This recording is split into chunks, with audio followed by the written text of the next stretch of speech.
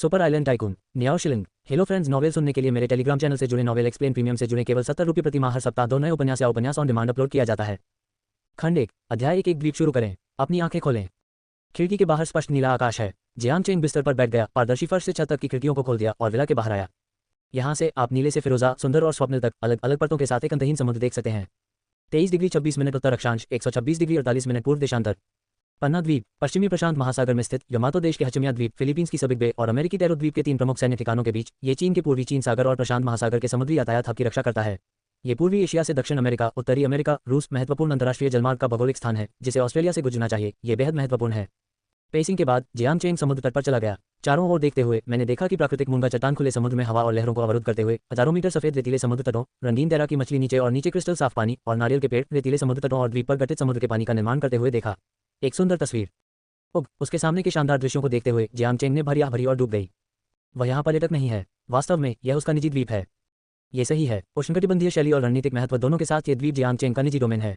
ये किसी भी देश से संबंधित नहीं है और पूरी तरह से क्षेत्रीय संप्रभुता है। क्या ऐसा संभव है? बिल्कुल, क्योंकि यहाँ अब पृथ्वी नहीं है लेकिन समानांतर विश्व नीला तारा है। ब्लू स्टार के मानविकी और रीति रिवाज लगभग पृथ्वी के समान है, लेकिन भौगोलिक विशेषताओं और ऐतिहासिक प्रक्रियाओं में थोड़ा विचलन है। यहाँ एक महासागरीय दुनिया भी है जो ग्रह के 70% क्षेत्र पर कब्जा कर लेती है, लेकिन इसकी मात्रा पृथ्वी की तुलना में बहुत बड़ी है, जो कि बृहस्पति की तुलना में है, जो पृथ्वी के 1300 गुना से अधिक है, और तारों वाले द्वीपों का एक समूह है जो पृथ्वी से मेल नहीं खा सकता है। ये कहा जा सकता है कि ब्लू स्टार सागर की दुनिया है, लेकिन द्वीपों की दुनिया भी। शायद ये विशाल भूगोल है जिसने ऐतिहासिक प्रक्रिया को विक्षेपित कर दिया है जो होना चाहिए था। विक्षेपण का शुरुआती बिंदु 15वीं से 17वीं शताब्दी तक महान भौगोलिक खोजें थीं, जिन्हें इतिहास में ग्रेट नेविगेशन के रूप में जाना जाता है। पृथ्वी पर 15वीं शताब्दी में यूरोप के कुछ विकसित देशों ने नए व्यापार मार्गों को खोजने के लिए महासागर की खोज गतिविधियों की एक श्रृंखला की, जिसने ज्ञात दुनिया के दायरे का विस्तार किया। नए मार्गों के उद्घाटन ने विश्व व्यापार को अभूतपूर्व रूप से समृद्ध बना दिया है। इस अवधि के तेजी से विकास के साथ यूरोप ने एशियाई समृद्धि को पार करने के लिए नींव रखी है। महान भौगोलिक खोज का प्रभाव विरोधाभासी है। इसने दुनिया के लिए समृद्धि ला दी है, लेकिन इसने स्वदेशी लोगों के लिए लूट और विनाश भी लाया है। इस दृष्टिकोण से महान भौगोलिक खोज आक्रामकता का एक शर्मनाक इतिहास है। अफ्रीका, अमेरिका, ऑस्ट्रेलिया, एशिया, प्रशांत और अटलांटिक के लगभग सभी द्वीप सभी प्रमुख साम्राज्यों के उपनिवेश बन गए हैं। ये सभी इतिहास हैं जो पहले से ही पृथ्वी पर हो चुके हैं और कभी भी फिर से नहीं लिखा जा सकता है। ब्लू स्टार में स्थिति थोड़ी अलग है। ब्लू स्टार पर महान भौगोलिक खोज भी 15वीं शताब्दी में शुरू हुई, जो यूरोपीय समुद्री शक्ति पुर्तगाल द्वारा शुरू की गई थी। हालांकि ब्लू स्टार के वास्ट महासागरों के कारण भौगोलिक खोज की प्रक्रिया बहुत धीमी हो गई है और यह आज भी जारी है। दूसरे शब्दों में, महान नॉटिकल युग में की पृथ्वी को 17वीं शताब्दी में समाप्त होना चाहिए था। ब्लू स्टार वास्तव में 21वीं सदी में चली। इस संदर्भ में दुनिया को कोई शांति नहीं है। वे द्वीप जो महत्वपूर्ण समुद्री बिंदुओं के रूप में रणनीतिक रूप से महत्वपूर्ण है, अनिवार्य रूप से राष्ट्रों के बीच प्रतिस्पर्धा के गुरुत्वाकर्षण का केंद्र बन जाएंगे। एमरल्ड द्वीप सिर्फ एक ऐसा द्वीप है। इसके दक्षिण, उत्तर और पूर्व में 3 पक्ष हैं, अर्थात फिलीपींस, जापान और संयुक्त राज्य अमेरिका। इसे दृश्य पर प्रतीक्षा करने वाले भेड़ियों के एक पैकेट के रूप में वर्णित किया जा सकता है। यह कोई आश्चर्य नहीं है कि जियांग चेंग रात में सो नहीं सकते। यह इस कारण से है कि वह सिर्फ अपनी युवावस्था में था। वह एक सुंदर महिला के साथ होना चाहिए था और हर रात गाने गाने का सही तरीका था, लेकिन वास्तव में उसने एक बड़ा मजाक बनाया। जियांग चेंग एक ब्लू स्टार मैन नहीं है, बल्कि ग्रह पर एक नवागंतुक है। रात भर अमीर होने के बाद, इससे पहले कि उसके पास खुश और खुश रहने का समय हो, उसने हेचे ने दुर्घटना के कारण ब्लू स्टार को पास किया, एक अमीर बच्चा बन गया और उसे भ्रम में विरासत में मिला। द्वीप। उनकी वर्तमान पहचान के बारे में बात करना आसान नहीं है। फिलीपींस में चीनी वंश के सबसे अमीर आदमी और एक प्रसिद्ध उद्योगपति जियांग जियोन के एकमात्र पोते, जियांग परिवार का एकमात्र वारिस भी है। एक सफल व्यवसायी के रूप में जियांग जेनियोन के पास एक बहुत ही रणनीतिक दृष्टि है। दशकों पहले की शुरुआत में जब सभी को एमरल्ड द्वीप के मूल्य का एहसास नहीं हुआ, तो उन्होंने एमरल्ड द्वीप को आकाश उच्च कीमत पर खरीदा। समय बीतने के साथ एमरल्ड द्वीप का मूल्य दिखाई देने लगा और यमातो और अमेरिका जैसे साम्राज्यों के प्रतिष्ठान को बढ़ा दिया। नवीनतम मूल्यांकन के अनुसार एमरल्ड द्वीप का मूल्य वर्तमान में जियांग परिवार के स्वामित्व वाले धन को पार कर गया है। एक द्वीप शुरू करो, यह अनगिनत यात्रियों का सपना है, लेकिन जियांग चेंग के लिए यह नरक स्तरीय कठिनाई है। एक व्यक्ति के साथ प्रमुख बलों का सामना करते हुए इस तरह की बात केवल मूर्खों द्वारा की जा सकती है ना? इस निकाय के मूल मालिक को बदलना निश्चित रूप से असंभव है, लेकिन जियांग चेंग अब इस तारांकन कठिन शुरुआत की कोशिश करना चाहता है। ये सोचकर जियांग चेंग ने अपना फोन निकाला और इंटरफेस पर एक एप्लीकेशन आइकन पर क्लिक किया। बूंद, द्वीप टाइकून प्रणाली लोड हो रही है। ध्वनि के साथ जियांग चेंग ने हल्के धब्बों का एक घना मैट्रिक्स देखा और जल्दी से एक 3 आयामी ऑपरेशन इंटरफेस को रेखांकित किया। मेरे बुद्धिमान मास्टर, द्वीप टाइकून प्रणाली में आपका स्वागत है। मैकेनिकल बीप को अनदेखा करते हुए जियांग चेंग ने इंटरफेस के शीर्ष पर देखा, जहां सिस्टम का प्रॉपर्टी पैनल था। द्वीप मालिक जियांग चेंग, स्तर LV1, धन $10 बिलियन, सिस्टम द्वारा दी गई धनराशि द्वीप विकास तक सीमित। इसके अधिकार क्षेत्र के तहत द्वीपों की संख्या 1 एमरल्ड द्वीप। क्षेत्राधिकार के तहत क्षेत्र 3620 वर्ग किलोमीटर। अधीनस्थ क्षेत्रीय समुद्री क्षेत्र 41,500 वर्ग किलोमीटर। वर्तमान में जियांग चेंग में केवल एक एमरल्ड द्वीप है और वह केंद्र के रूप में एमरल्ड द्वीप के साथ 40,000 वर्ग किलोमीटर से अधिक के क्षेत्रीय जल को नियंत्रित करता है। उन्होंने ऊपरी दाएं कोने में एक द्वीप जैसे आइकन पर क्लिक किया और अपनी आंखों को मोड़ने के बाद एमरल्ड द्वीप का एक होलोग्राफिक प्रक्षेपण और पास के क्षेत्रीय जल उसके सामने दिखाई दिए। यह एक दुर्लभ और उष्णकटिबंधीय द्वीप है जो हरियाली से भरा है, जैसे नीले समुद्र में पन्ना के एक टुकड़े की तरह। अधिकांश द्वीप अविकसित अवस्था में है और सबसे आदिम प्राकृतिक विशेषताओं को बरकरार रखता है। केवल द्वीप के पश्चिमी छोर पर एक अकेला भवन है। यह सिस्टम द्वारा दिया गया सी व्यू विला है जब जियांग चेंग पहली बार उसके पास रहने के लिए यहाँ पहुंचे थे। होलोग्राफिक प्रक्षेपण के ऊपर एमरल्ड द्वीप के बारे में कुछ प्रासंगिक जानकारी प्रदर्शित की जाती है। नाम एमरल्ड द्वीप, स्थान पश्चिमी प्रशांत N23 डिग्री 26 A 126 डिग्री 48।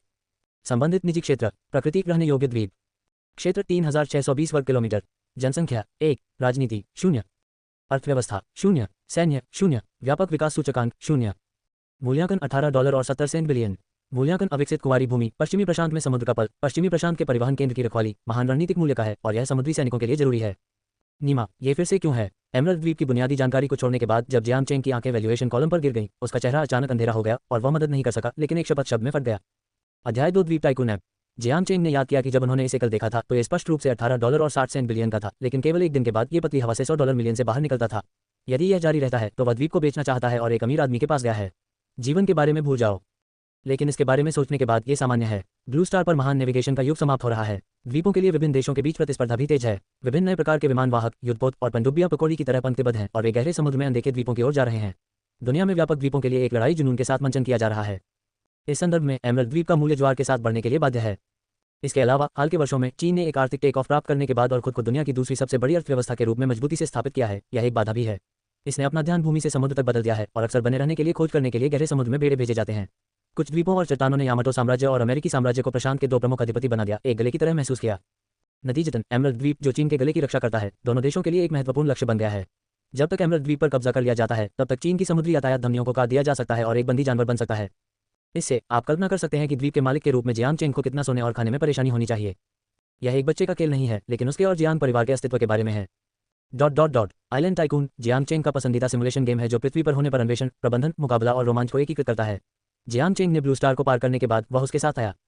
ये गेम बहुत ही अनोखा है, जिसमें कई स्वतंत्र शाखा प्रणालियां जैसे निर्माण, प्रतिभा, खजाना, लड़ाई, प्रशिक्षण और 500 वर्गों की एक समृद्ध पुस्तकालय जैसे कि साहसी, कप्तान, व्यापारी, समुद्री डाकू आदि खिलाड़ियों को आप खेल में कई अलग अलग पात्रों के जीवन का आनंद ले सकते हैं। आप हजारों मील महासागरों को पार कर सकते हैं और दुनिया भर से अंतहीन धन पकड़ सकते हैं। संक्षेप में, यह एक भावुक सिमुलेशन गेम है जहां खिलाड़ी अपने स्वयं के द्वीप साम्राज्य का निर्माण कर सकते हैं। यह ऐसी सुनहरी उंगलियों के साथ है कि जियांग चेंग को दुनिया से लड़ने की हिम्मत है। ये कहा जा सकता है कि जब तक उसे पर्याप्त समय और पैसा दिया जाता है, वह एक अजय बेड़े का निर्माण करने में सक्षम होगा जो दुनिया भर में बड़े पैमाने पर है और यामातो और संयुक्त राज्य अमेरिका के दो प्रशांत हेगमों को मार देगा, साथ ही साथ पुराने समुद्री साम्राज्यों, अंगूर देश और बुलफाइटिंग देश। हालांकि जियांग चेंग के लिए अब समय और पैसा सबसे अधिक आवश्यक है। वर्तमान स्थिति को देखते हुए अकेले एक अजय बेड़े का निर्माण करने दें, खुद को बचाना बहुत मुश्किल है। यामातो साम्राज्य और अमेरिकी साम्राज्य ने उसे देखा। यदि यह गहरे समुद्र में अनदेखे द्वीपों के लिए नहीं था तो मुझे डर है कि दो साम्राज्यों ने उसे बहुत समय पहले किया होगा। वह यहाँ एक कमजोर द्वीप के मालिक कैसे हो सकता है? जियांग चेंग को कोई संदेह नहीं है कि एक बार गहरे समुद्र के द्वीपों को विभाजित करने के बाद दोनों साम्राज्य निश्चित रूप से अपने सिर को मोड़ देंगे और उसे साफ करने वाले पहले व्यक्ति होंगे। स्थिति दब रही है। जियांग चेंग की देरी को सहन करें। उसे द्वीप टाइकून सिस्टम का उपयोग करना चाहिए ताकि वह खुद को जल्द से जल्द बढ़ा सके और विनाशकारी धमाकों से निपटने के लिए एक शक्तिशाली बेड़े का निर्माण करे।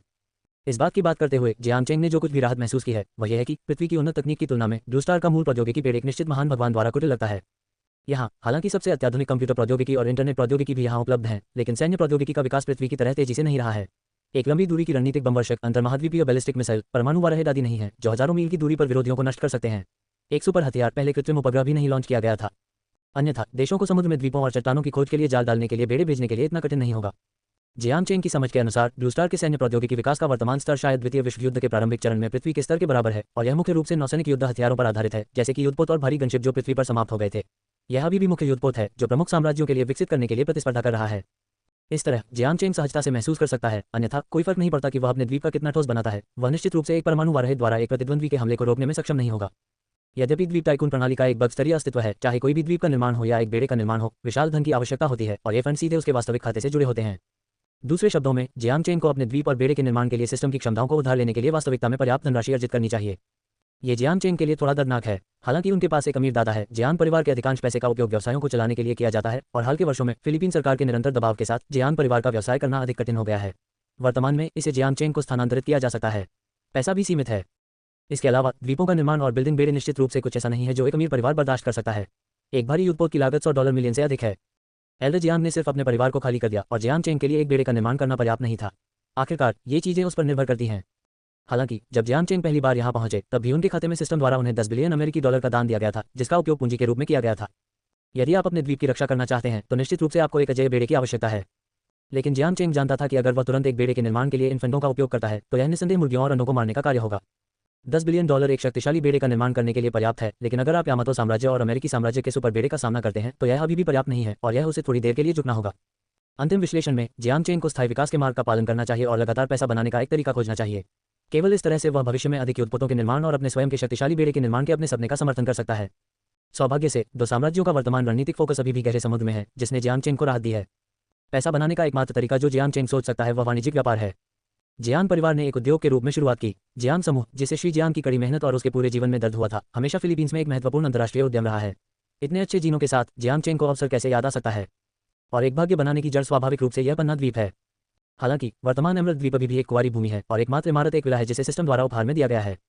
इसलिए चाहे वह निवेश को आकर्षित करे या उसके व्यावसायिक चक्र का विस्तार करना हो, उसके पास एक सभ्य शहर होना चाहिए। एमरल्ड द्वीप का क्षेत्र काफी बड़ा है, जो दक्षिण कोरिया के जेजू द्वीप के आकार से लगभग 2 गुना है और सिंगापुर के आकार का 5 गुना है। ऐसा बड़ा द्वीप उनके लिए मनोरंजन, अवकाश, वाणिज्य, प्रौद्योगिकी और रसद को एकीकृत करने वाले कई अंतर्राष्ट्रीय शहरों का निर्माण करने के लिए पर्याप्त है। ये शहर जियांग चेंग के भविष्य के व्यापारिक साम्राज्य के मूल हैं और वह उसके लिए लगातार धन हड़पना चाहता है। किसी भी देश के लिए कुछ दशकों में शहरों के ऐसे बैच का निर्माण करना असंभव है, लेकिन जियांग चेंग के लिए, जो अपने हाथ में सिस्टम को धारण करता है, यह एक हाथ की तरह है।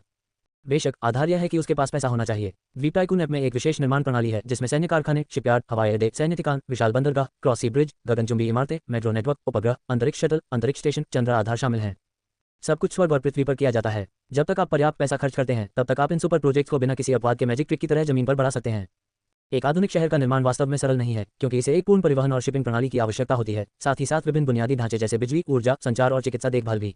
अन्य दैनिक सुविधाएं जैसे कि जीवन और मनोरंजन भी आवश्यक हैं। इस दृष्टिकोण से एक शहर बनाने के लिए खर्च किया गया पैसा एक सुपर बेड़े के निर्माण से सस्ता नहीं है।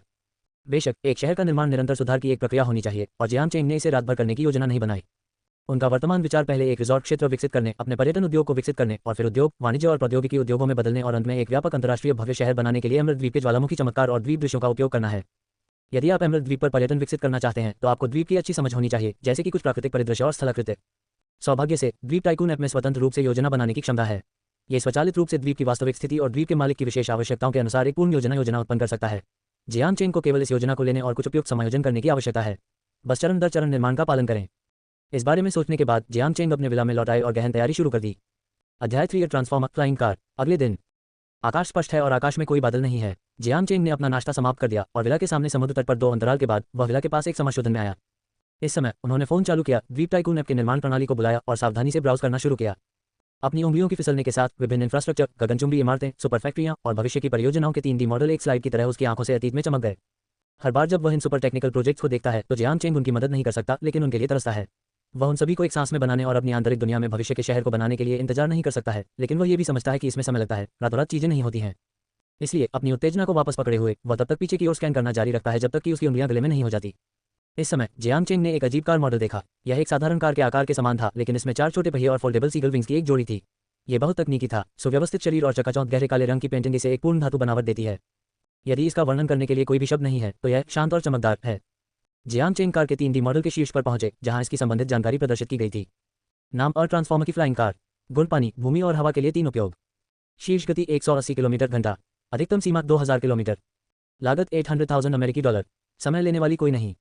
मूल्यांकन पहली पीढ़ी के concept level flying car TSLX विमान का एक परीक्षण उत्पाद। शार्पशिफ्टर फ्लाइंग कार एक रनवे के बिना लंबवत रूप से उतार सकती है। आंतरिक स्थान चौड़ा है और सवारी आरामदायक है। ये भविष्य के यातायात का समाधान है।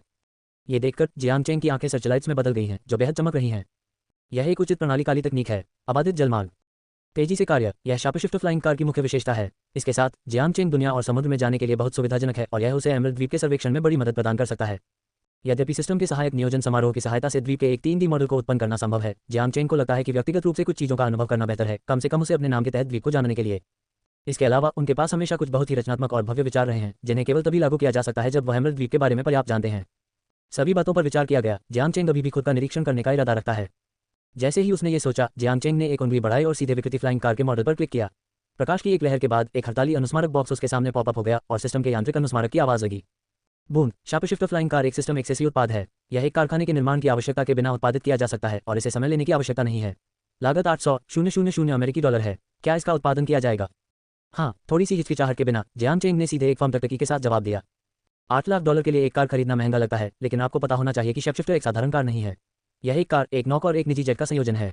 जियांग चेंग के लिए, जिनके पास वर्तमान में परिवहन उपकरणों की कमी है, यह बहुत सार्थक है। काका, आवाज गिर गई और एक कुरकुरा यांत्रिक संयोजन लग रहा था। जियांग चेंग की आंखें तेज हो गईं और वह सीधे उसके सामने खुली जगह पर घूरता रहा। निश्चित रूप से एक जादुई दृश्य दिखाई दिया। एक चमकदार नीला हेलो पतली हवा से बाहर निकलता है और घनी पैक किए गए डेटा लाइट स्पॉट लगातार चमकते हैं और बीच में तेजी से परिवर्तित होते हैं, तुरंत एक डोमिनिंग लग्जरी रोडस्टर में बदल जाते हैं।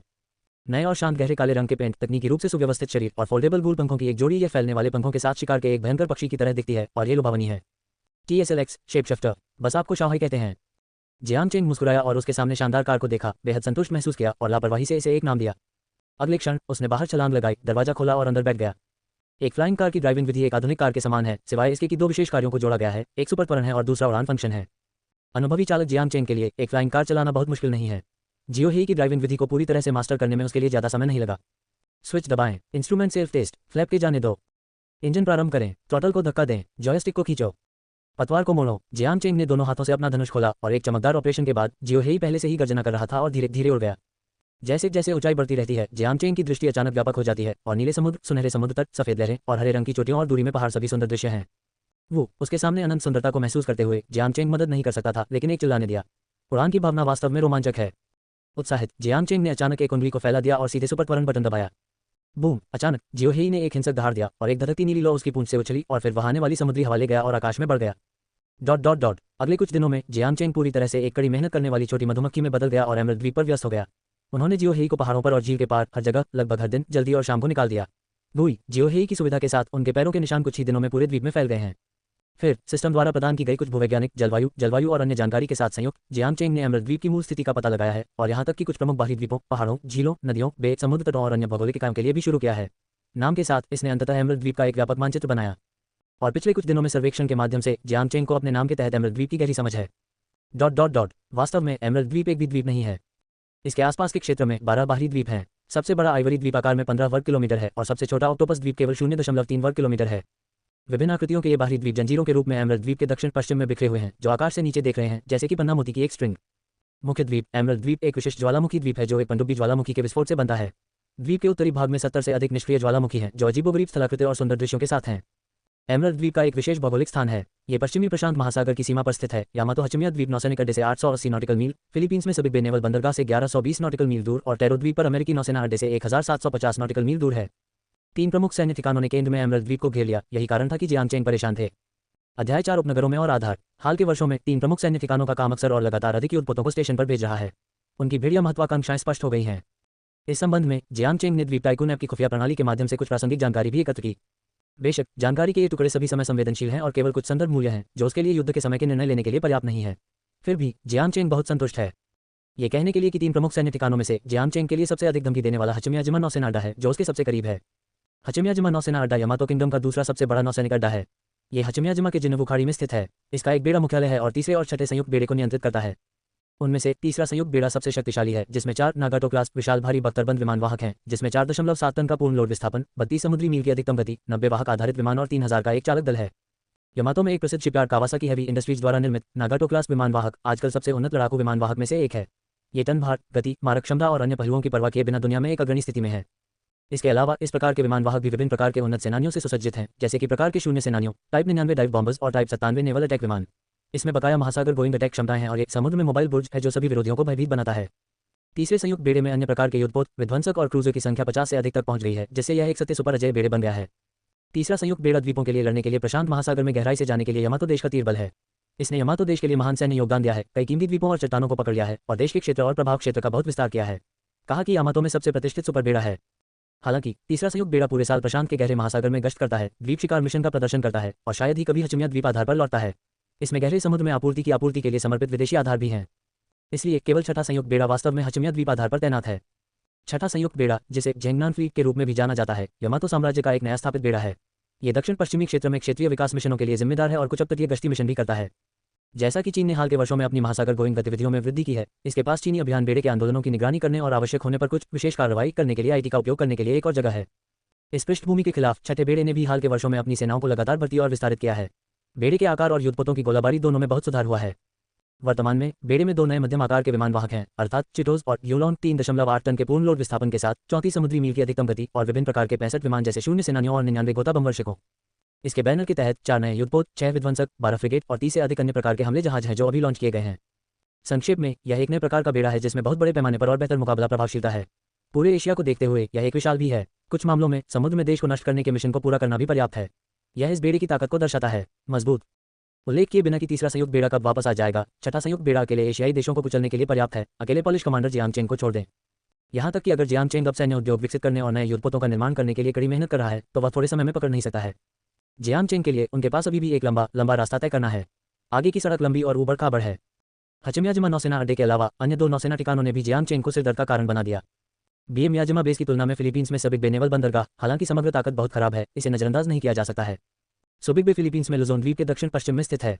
ये राजधानी मनीला से केवल 80 किलोमीटर दूर है। ये पूरे देश के लिए एक महत्वपूर्ण प्रवेश द्वार है, इसलिए फिलीपीन सरकार सुबिक बे सैन्य बंदरगाह के निर्माण के लिए बहुत महत्व देती है।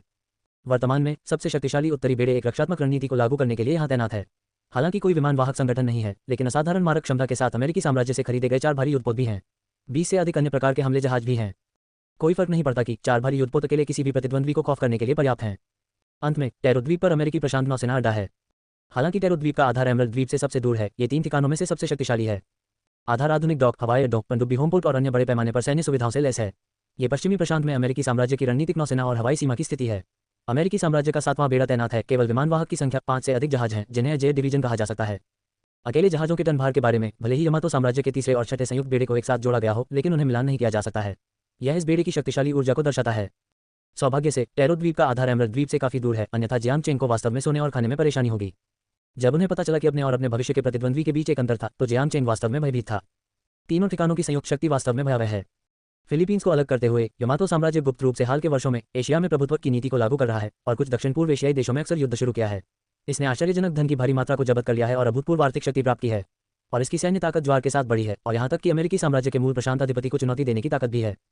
हालांकि क्योंकि पुराने यूरोपीय समुद्री साम्राज्यों पुर्तगाल, स्पेन और ब्रिटिश साम्राज्य ने भी प्रशांत द्वीपों, यमातो साम्राज्य और प्रशांत महासागर के दोनों किनारों पर अमेरिकी साम्राज्य के लिए अपनी प्रतिस्पर्धा को तेज कर दिया है, उन्हें अपने विरोधाभासों को अस्थायी रूप से और एकजुट करना होगा। इन स्थापित साम्राज्यों की चुनौतियों का जवाब दें। हालांकि जियांग चेंग को कोई संदेह नहीं है कि एक बार शेष प्रशांत द्वीपों को विभाजित करने के बाद दोनों अधिपति के बीच एक अंतिम युद्ध होगा। तथाकथित एक पहाड़ 2 भागों को बर्दाश्त नहीं कर सकता है, ये सच्चाई है। लेकिन तब तक प्रशांत महासागर में एमरल्ड द्वीप अनिवार्य रूप से एक फिशबोन जैसे 2 साम्राज्यों के गले में फंस जाएगा। वे इसे कैसे सह सकते हैं? एक बार युद्ध शुरू होने के बाद जियांग चेंग बिना किसी आश्चर्य के इसमें शामिल हो जाएगा। इन भविष्य के सुपर विरोधियों के सामने जियांग चेंग अब एक निहत्थे बच्चे की तरह है, जिसके पास कोई पलटवार नहीं है और केवल वध किया जा सकता है। समय दब रहा है। जियांग चेंग को थोड़े समय में एमरल्ड द्वीप विकसित करना चाहिए और एक शक्तिशाली बेड़े का निर्माण करने के लिए पर्याप्त धन हड़पना होगा जो किसी भी विरोधियों से डरता नहीं है। शायद केवल इस तरह से वह भविष्य में तबाह होने से बच सकता है। अध्याय 5 भविष्य के शहर के लिए महान दृष्टि। एमरल्ड द्वीप को कैसे विकसित किया जाए और इसे अच्छी तरह से कैसे विकसित किया जाए, इसके बारे में जियांग चेंग ने इन दिनों बहुत सोचा है और कई तैयारी भी की है। लेकिन ये कहना होगा कि एक द्वीप का विकास किसी भी तरह से रात भर का मामला नहीं है। कई श्रेणियां हैं और कई शामिल हैं, और यह एक अत्यंत जटिल प्रणाली परियोजना है। इस तरह की एक जटिल परियोजना का सामना करते हुए भले ही जियांग चेंग ने अपने हाथों में द्वीप टाइकून प्रणाली को पकड़ लिया हो, वह थका हुआ महसूस करता था और उसके मस्तिष्क को चोट लगी थी। बाएं और दाएं सोचते हुए उन्होंने बस एक व्यापक योजना पुस्तक बनाने का विचार छोड़ दिया, लेकिन एमरल्ड द्वीप की प्राकृतिक स्थितियों को एमरल्ड द्वीप के लिए प्रारंभिक योजना की रूपरेखा बनाने के लिए संयुक्त किया। ये प्लानिंग रूपरेखा एमरल्ड द्वीप के विकास के सभी पहलुओं को शामिल करता है, जिसमें द्वीप के क्षेत्रों के विभाजन, प्रत्येक क्षेत्र की कार्यात्मक स्थिति, परिवहन और शिपिंग सिस्टम का निर्माण और कुछ महत्वपूर्ण भविष्य की परियोजनाओं का स्थान शामिल है। यद्यपि रूपरेखा द्वीप के भविष्य के निर्माण के विवरण को सूचीबद्ध नहीं करती है, लेकिन सामान्य ढांचा पूरा हो गया है। जियांग चेंग को अब क्या करने की आवश्यकता है? धीरे धीरे इन फ्रेमवर्क में अंतराल को भरना है और अंत में अपने द्वीप निर्माण को पूरा करना है।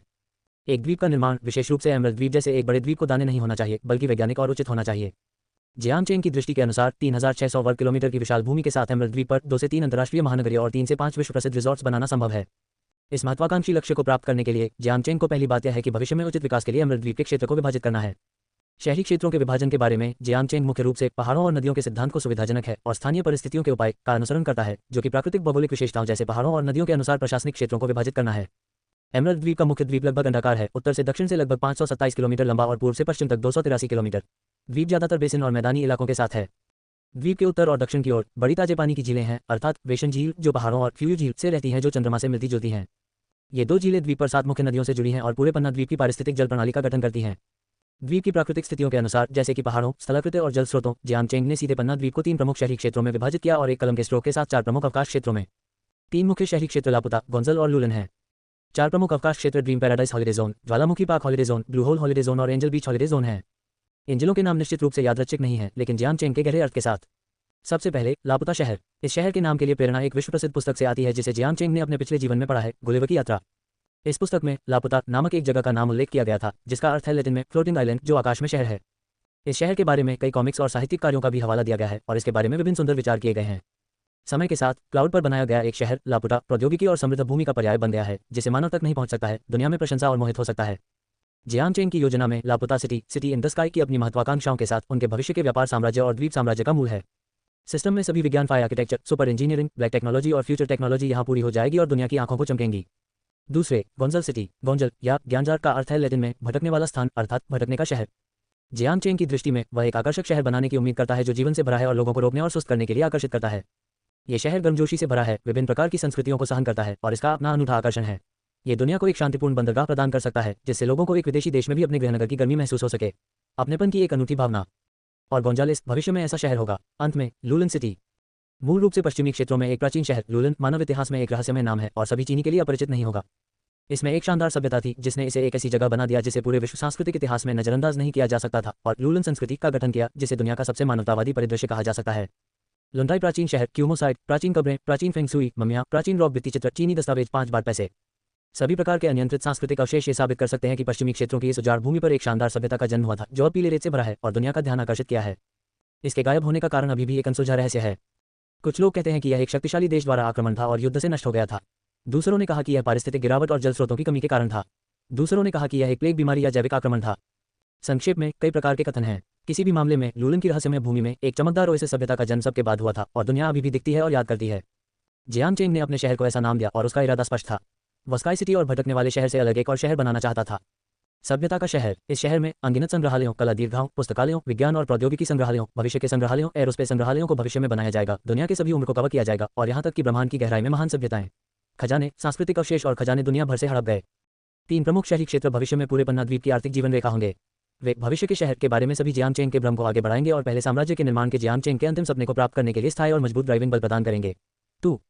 यह अनुमान लगाने योग्य है कि 3 प्रमुख शहरी क्षेत्रों में भविष्य में गगनचुंबी इमारतें, सुपर मॉल और भविष्य के कारखानों जैसे शानदार इमारतें होंगी। इसी समय ये दुनिया में सबसे अधिक विकसित परिवहन नेटवर्क, उच्च सीखने के सबसे प्रसिद्ध संस्थानों, सबसे समृद्ध वाणिज्यिक जिले और सबसे खुली और स्वतंत्र अर्थव्यवस्था के साथ सबसे घनी आबादी वाला स्थान भी होगा जो सीधे वैश्विक वित्त, राजनीति और राजनीति को प्रभावित करेगा। संस्कृति, शिक्षा, मनोरंजन और अन्य पहलू। ये कहा जा सकता है कि यह पूरी दुनिया का केंद्र है जो भविष्य का देश है, जो जुनून और जीवन शक्ति से भरा है, जो हर समय दुनिया में सभी पर ध्यान केंद्रित कर रहा है। 4 प्रमुख अवकाश क्षेत्रों के लिए उनकी स्थिति शहरों से अलग है। वे ऐसे स्थान होंगे जहां लोग व्यस्त काम के बाद मनोरंजन प्राप्त कर सकते हैं। नामकरण विधि जियांगचेंग द्वारा प्रतिनिधि प्राकृतिक परिदृश्य पर आधारित है। यहाँ अद्वितीय प्राकृतिक चमत्कार हैं जैसे कि स्वप्निल सी शेप बे, बड़े पैमाने पर ज्वालामुखी स्तंभ समूह, शानदार गहरी नीली गुफा, पवित्र रोमांटिक सफेद समुद्र तट और इसी तरह।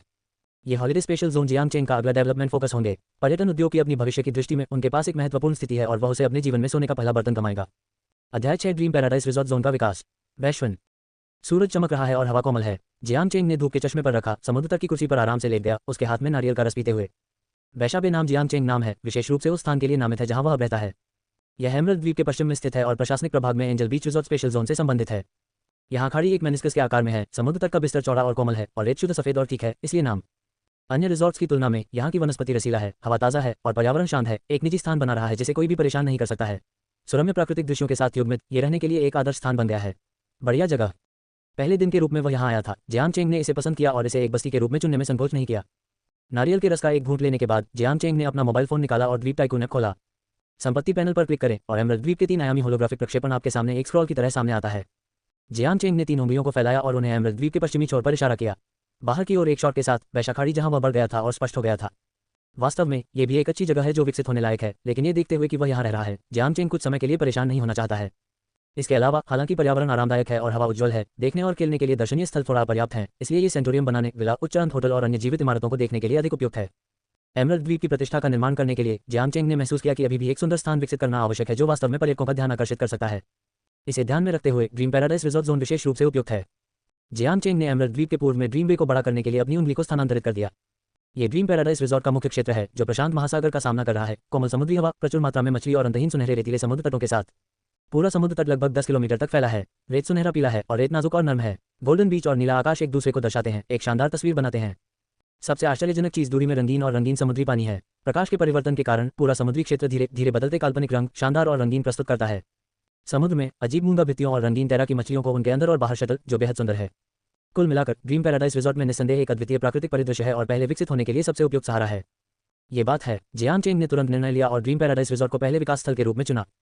एक रिजॉर्ट क्षेत्र का विकास एक शहर के निर्माण से अलग है। इसे एक जटिल त्रिआयामी यातायात नेटवर्क की आवश्यकता नहीं है और न ही इसे वाणिज्यिक, औद्योगिक और आवासीय क्षेत्रों जैसे पूर्ण कार्यात्मक क्षेत्रों की आवश्यकता है। ये केवल कुछ आवश्यक बुनियादी ढांचे और रहने और मनोरंजन क्षेत्रों की आवश्यकता है। इस तरह जियांगचेंग बहुत सारे पैसे बचा सकता है। यद्यपि वह अपने हाथ में 10 बिलियन अमेरिकी डॉलर रखता है पैसा, लेकिन भविष्य में 3 प्रमुख शहरी क्षेत्रों के निर्माण के लिए उनके स्टार्टअप फंड छोटे रिजॉर्ट्स पर खर्च नहीं किए जा सकते हैं। भविष्य में उसे अधिक पैसा खर्च करना होगा। पैसा आधे में विभाजित है और खर्च किया गया है। बिजनेस गेम्स में एक वरिष्ठ खिलाड़ी के रूप में जियांग चेंग को पहले से खर्च करने को नियंत्रित करने की आवश्यकता के बारे में अच्छी तरह से पता है और हर पैसे को यथोचित आवंटित किया जाना चाहिए, अन्यथा व्यवसाय मॉडल अस्थिर होगा और अंततः दिवालिया घोषित किया जाएगा। यदि आप एक रिजॉर्ट विकसित करना चाहते हैं तो आपके पास पहले एक हवाई अड्डा और एक बंदरगाह होना चाहिए। यदि कोई हवाई अड्डा या बंदरगाह नहीं है तो पर्यटक यहाँ कैसे आ सकते हैं? इसके अलावा सहायक परिवहन नेटवर्क भी अपरिहार्य है, जैसे सड़क, पुल, स्टेशन आदि, साथ ही ऊर्जा सुविधाओं जैसे कि बिजली संयंत्र, प्राकृतिक गैस स्टेशन, जल शोधन संयंत्र और रहने और मनोरंजन सुविधाएं, होटल, रेस्तरां, शॉपिंग मॉल और पार्क वर्ग, मनोरंजन शहर आदि और इसी तरह। कुछ आंकड़ों के बाद जियांग चेंग ने महसूस किया कि उसका दिल खून टपक रहा है। ये सब सफेद पैसा है। वे सभी कहते हैं कि वे नहीं जानते कि कितनी सामग्री, चावल, तेल और नमक महंगा है। जब वह वित्त के प्रभारी थे तो उन्हें पता चला कि तथाकथित $10 बिलियन स्टार्टअप कैपिटल बिल्कुल भी खर्च नहीं किया गया था। वैसे भी अब जब आपने रिजॉर्ट विकसित करने का फैसला किया है तो चलो शुरू करें। जब वह इसके बारे में सोचता